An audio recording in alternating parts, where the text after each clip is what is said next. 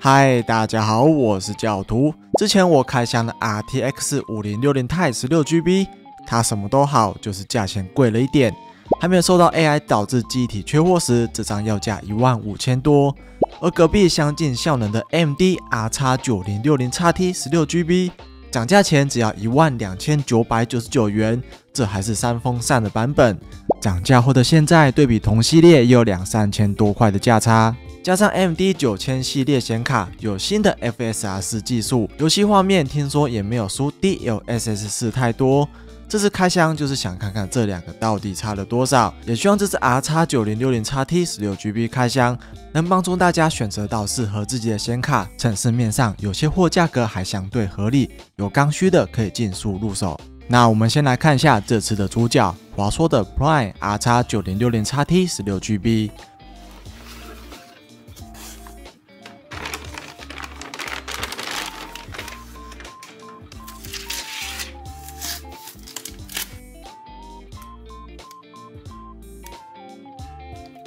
漲價前這張可以說是 CP 最頂的存在，3風扇5年保，價格不到13000。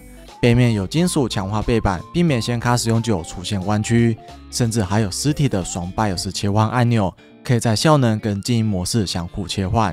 這價位這配置在當時可以說是完全沒有對手。重量870多公克，不會太輕，也不會太重。但還是建議使用顯卡支撐架，雙槽的厚度對一些機殼跟特殊狀況會更加的友善。像是之前的雙卡補幀，就是因為顯卡太厚，導致沒有進氣的空間，也讓我下定決心買了這張卡。I/O 部分，9060XT 全系列只有3個 I/O， 2個 DP 2.1A， 一個 HDMI 2.1B， 不像其他9000系列一樣有4個 I/O。這可能是 AMD 在銷售上做的市場定位。不過有一個地方我還蠻喜歡的，就是9000系列顯卡從 9060XT 到 9070XT 都是採用傳統的8 pin 接頭，避免升級電工產生的多餘支出，也避免了燒毀。那這次的測試平台一樣使用 Ryzen 7700跟 9800X3D， 給大家當做選擇哪種等級的 CPU 搭配 9060XT 的參考。主機板使用 TUF B850 Plus WiFi。機體使用知騏的烈焰槍 DDR5 6000C L28， 整個平台降下來待機只要70瓦，這時噪音約在35 dBA， 就是平常的環境音量。跑 3D Mark TimeSpy Extreme， 整機功耗來到了300瓦出頭，這時候噪音依然保持在35 dBA， 相當安靜。保持安靜的同時，也有不錯的散熱表現，全程維持在50度出頭附近，散熱確實不錯。那基本上我們對這張 Prime RX9060XT 16GB 有着基本的了解了。接下來看一下這次 AMD FSR 4帶給我們什麼新的技術，這也是本片的重點。那身為一個畫質黨，我認為 FSR 4跟之前的 FSR 3有着巨大的差異，畫面雜訊變得更少，物體細節更多。人物下方的地毯 FSR 4可以清楚看到布料的纖維跟織出來的紋路。FSR 3受到雜訊的影響，勉強可以看得出來材質，但紋路不行。販賣機的英文也是非常好的對比項目。FSR 4字體邊緣銳利清晰，反觀 FSR 3邊緣發散模糊。那 FSR 4跟 DLSS 變形金剛模型哪個比較好呢？我會說 FSR 4很接近 DLSS， 但還是差一點。乍一看兩邊畫面都相當乾淨，底下的地毯也都沒有雜訊，但人物法師看起來還是 DLSS 4比較清晰一點，而且移動的時候 FSR 4对比 DLSS 4人物法師看起來也是稍微毛躁了。接下來是魔物獵人荒野，它跟劍心那種靠驅動生平的不一樣，魔物獵人荒野是原生支援 FSR 4，那它的畫質能贏過 DLSS 嗎？再看兩邊畫面也是非常乾淨，都沒有奇怪的噪點，但仔細看 FSR 4畫面的人物法師還是稍微偏糊了一點，畫面放大布料細節也還是 DLSS 比較明顯。不過在移動的時候，原生 FSR 4確實比靠驅動生平還要好一些，布料的邊緣線條分明，跟 DLSS 有得拼。再來 FSR 增生成，對比 NVIDIA 的 DLSS 4最多有4倍的增生成。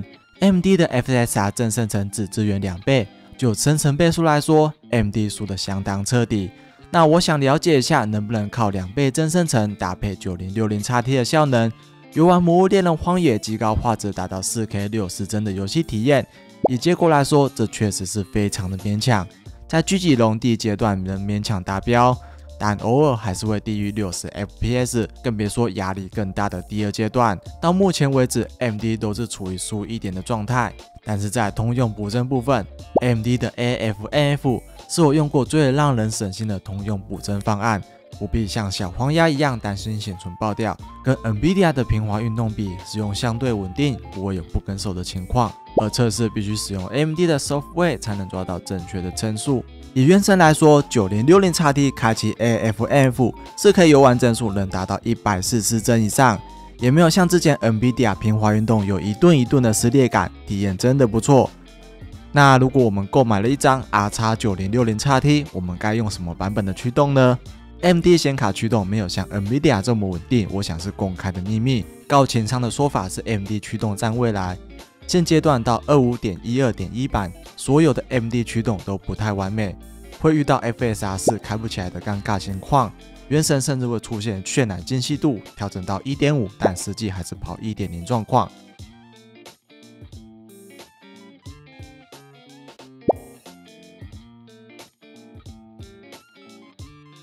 要不是有成功那麼一次跑出正確的數值，不然我真的想不出來 9060XT 對比5060 Ti， 原神幀數為什麼能贏這麼多。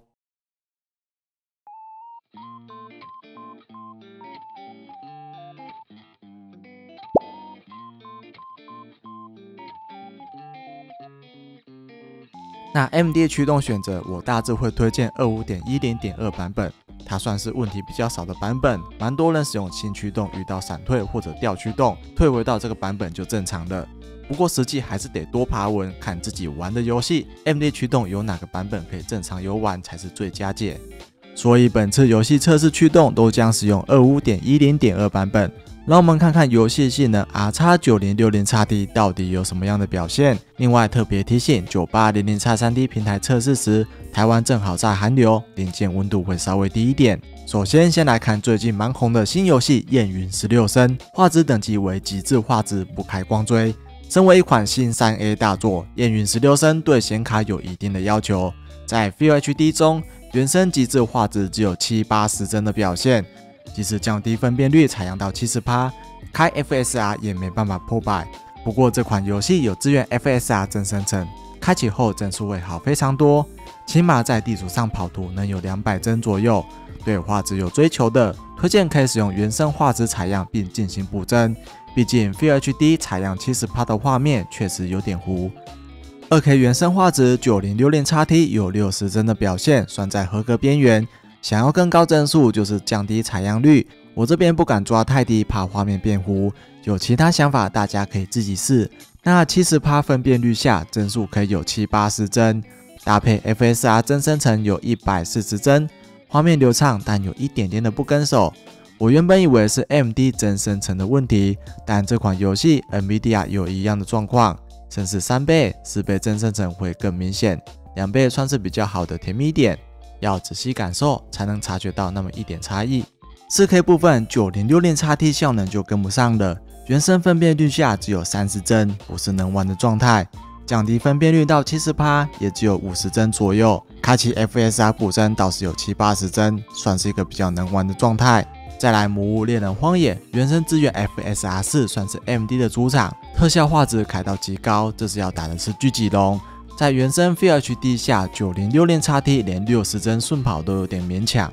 魔物獵人不愧是硬體殺手，開啟 FSR 品質後就能穩60幀，最高能到70幀。想要更高幀數，就是開啟 FSR 補幀，幀數破百不是問題。再來原生 2K 畫質大概接近50幀，遊玩體驗不是很好。建議開啟 FSR 平衡模式，讓幀數來到60幀附近。想要更高，就是開啟 FSR 補幀，幀數破百不是問題。但 9060XT 短板也非常明顯，就是沒辦法像 NVIDIA DLSS 一樣開啟3倍、4倍補幀，玩起來雖然也是挺順的，但幀數沒辦法跑到熒幕的上限，心中就是感覺少了點什麼。再來4K 原生畫質，幀數只剩下24幀了，再加點動態模糊，我就能拍電影啦。不過直接開啟 FSR 補幀，搭配 FSR 效能檔位，勉強有60幀的體驗。再來看看傳統效能 ，CS2 畫質預設最高， FullHD 無論是7700還是 9800X3D 都能將 RX9060XT 使用率吃滿，顯卡壓力最大的時候也有140幀以上。2K 可惜的一點，爆炸場景差點就能破100幀。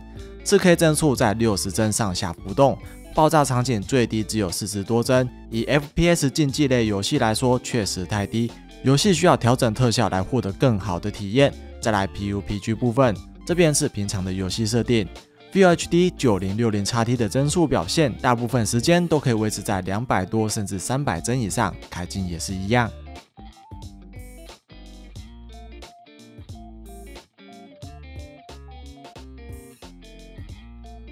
2K 最高能到200出頭，開鏡有180幀。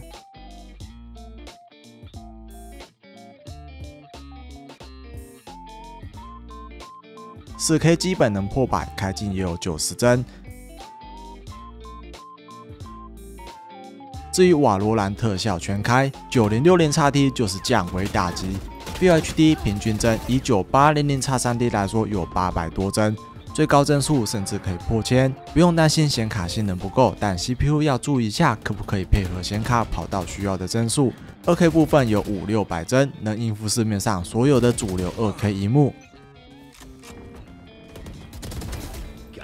4K 平均340幀，也是輕鬆滿足上市面的主流 4K 螢幕了。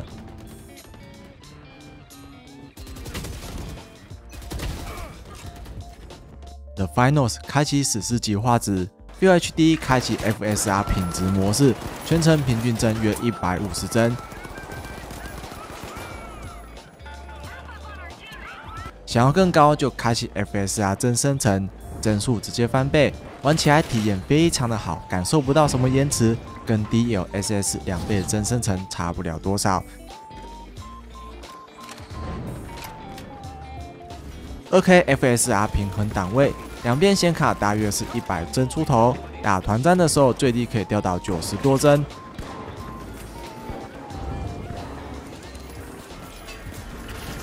更高就是開 FSR 幀生成，幀數最高可以接近200幀。4K 開啟 FSR 效能模式的話，9060XT 也撐不太住，戰鬥幀數只有60幀附近，壓力小的場景最多70-80幀。以射擊遊戲來說，幀數偏低。開啟 FSR 補幀勉強破100 ，AMD FSR 補幀只有2倍的幀生成，確實可惜，不像 DLSS 有3倍甚至4倍的選擇。再來永劫無間特效開高 ，FullHD 原畫質可以有破100的表現，平均約140幀。開啟 FSR 品質檔位，幀數進一步提升，平均可以到200幀。再開啟 FSR 補幀，把幀數推到極限，平均可以來到350多幀。2K 原生畫質平均有90幀。開啟 FSR 平衡檔位，可以有140幀。在幀數滿意的情況下，對畫質有追求，也可以改開成品質檔位，看個人需求。另外加開 FSR 補幀，平均有240幀。4K 就比較慘一點，原生畫質只有50幀附近。不過開啟 FSR 效能檔位後，幀數可以來到80幀，算是可以順暢遊玩。開啟 FSR 補幀可以破 4K 144幀，也算是相當不錯。漂亮的跑滿我的 4K 144螢幕。再來是 GTA 5強化版，這邊是這次的設定。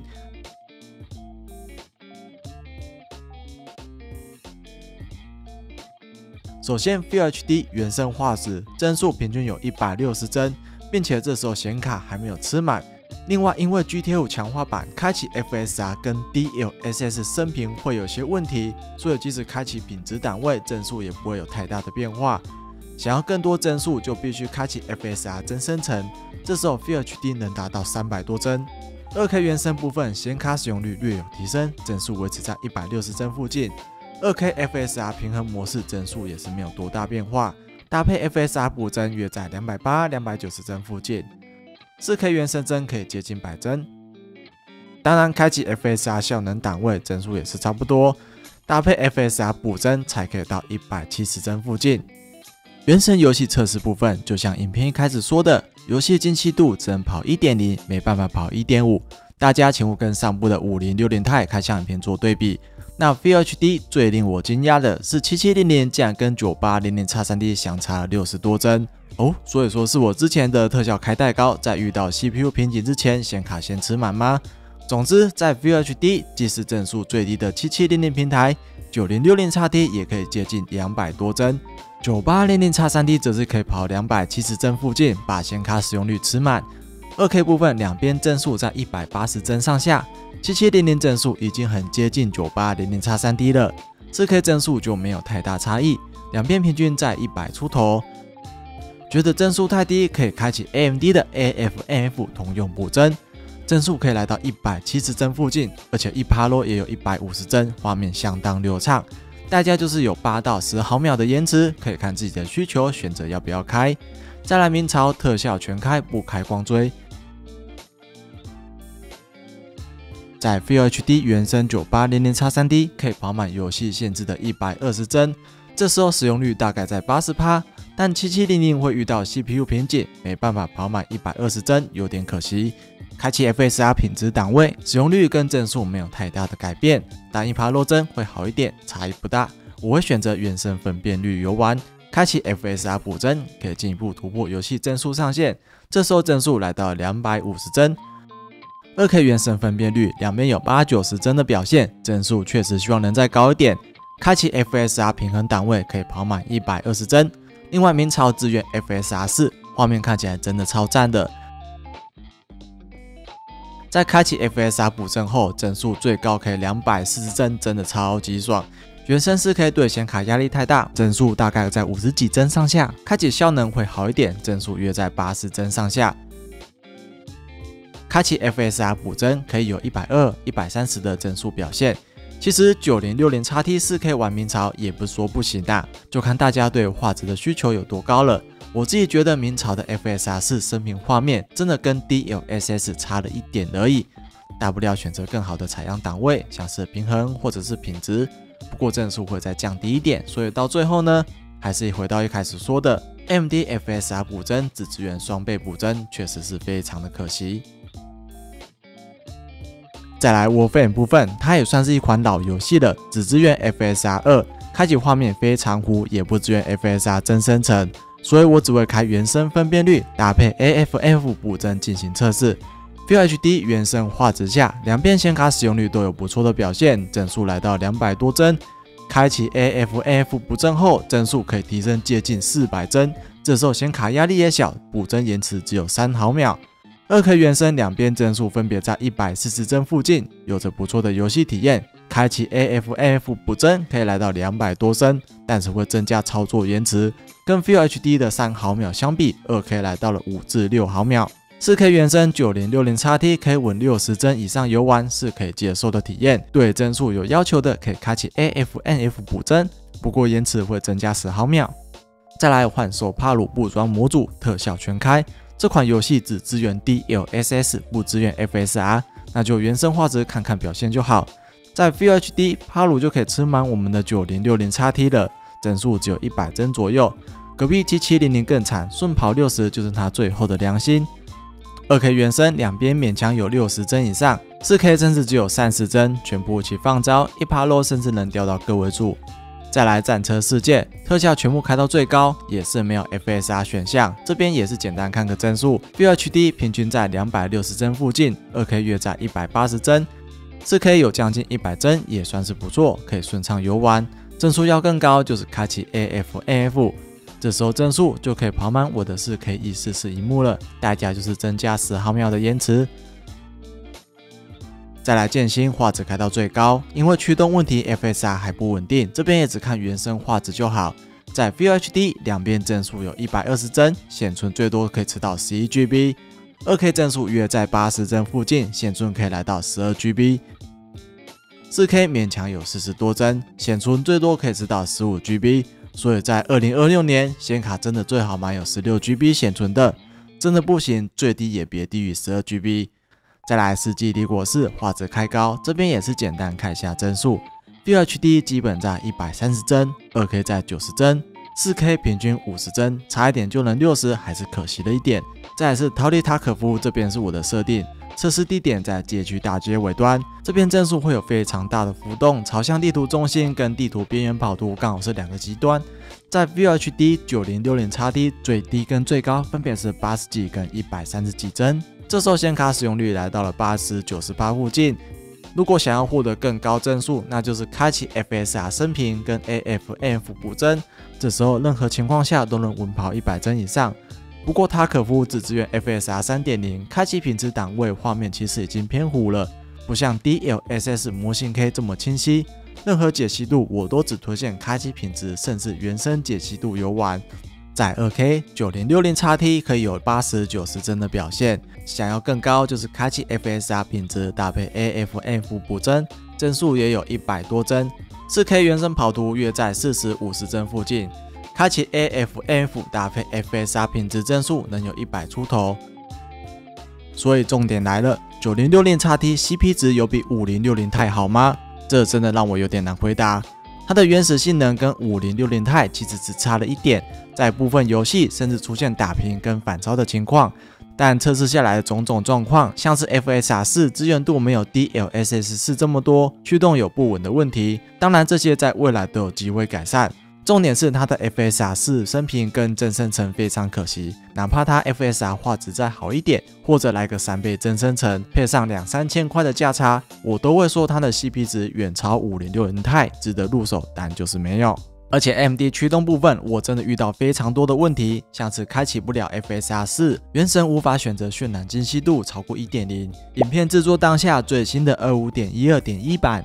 與 Data 爬文也有相當多的災情，目前整理出來的有玩2077、戰地風雲6會有程式宕機、驅動餘時的狀況。